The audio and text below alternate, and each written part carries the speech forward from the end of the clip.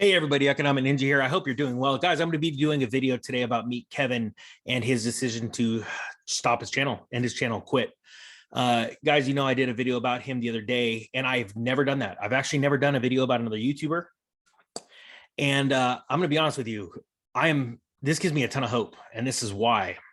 First off, got a lot of actually I got 2 comments from Kevin himself. Very nice of him to pop in and leave some nice comments. But I also got a lot of bad comments from people that are just hating on the guy. I could care less, honestly, guys, how you feel about somebody when it comes to, you know, we're all trying to make it in this world.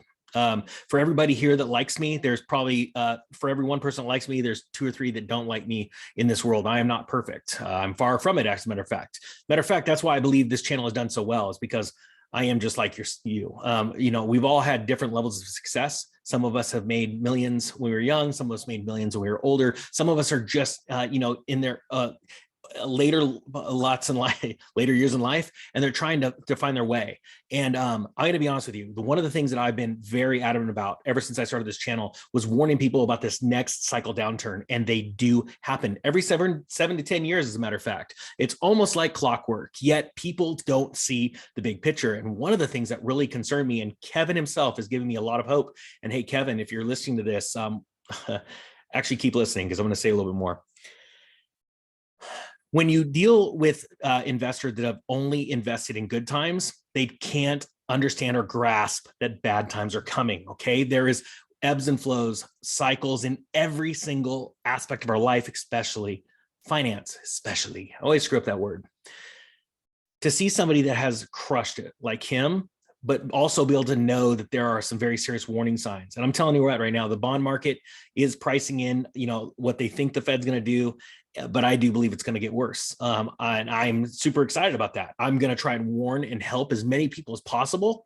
But the facts are, whales get slaughtered. People that just want the good times, and they're super excited, and it's like a drug to them, they get completely hammered. And if you're not taking money off the table, if you're not catching your wins and going, hey, I just made profit, let me pull some back.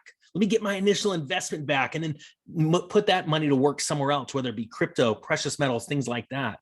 And hey, you know, Kevin made that comment. Gold has not even moved an ounce. And he used that play on words, but it's true. Gold and silver have not made their moves yet. And the reason why I say the word yet is because I use 1980 as my the history of, you know, where people are mentally. They think, you know, everything's great, but then as things get worse and inflation starts to rear its ugly head, it's that last moment, that blow off top. Remember, 90% of the people are only in what is the last 10% of the run up, just like cryptocurrency, with me being in it a while ago and most people mocking. Now those people, you know, they'll, you know, grab it at 50,000 or 100,000. Wait till you see Bitcoin at 100,000, watch how many people buy it. But yeah, there are people right now, and Kevin, if you're thinking about it, honestly, come let me know and I will help you out when it comes to buying precious metals and getting the best price and all that kind of stuff. I've been doing it for 12 years, and I'm not saying that as a sales pitch.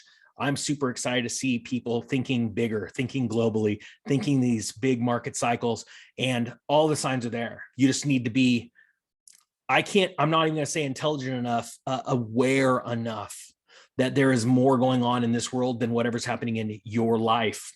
And there are things that you can't stop. So why not just become fluid and move with those markets? And what's funny is Main Street is always the last to know.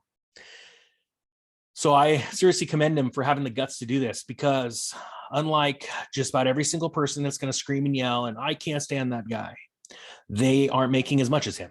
And to quit your channel and to walk away, you're leaving a lot of revenue behind, and he's got to do what's right for him, right for his family. And I completely commend him.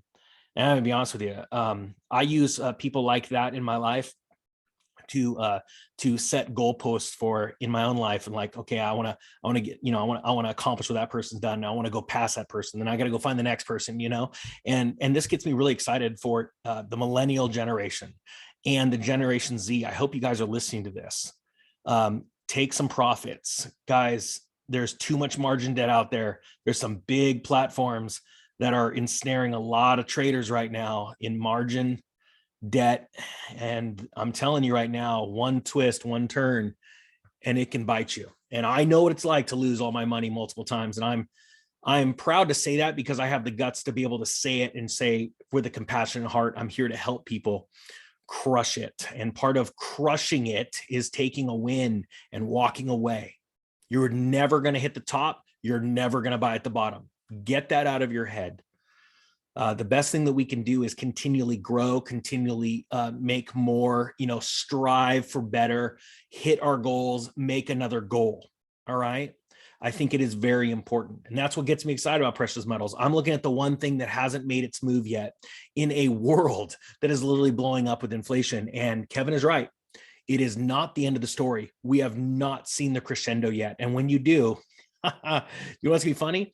People like myself are going to be going when everything starts collapsing. Okay, guys, it's time to buy this. Now it's time to buy that. And most people will laugh at us. They'll mock us. I know what it's like. I did the same thing in 2009 when it was talking about 2010 buying real estate. I also, same thing when I was saying, let's get out at the peak of the real estate market in 2005, 2006.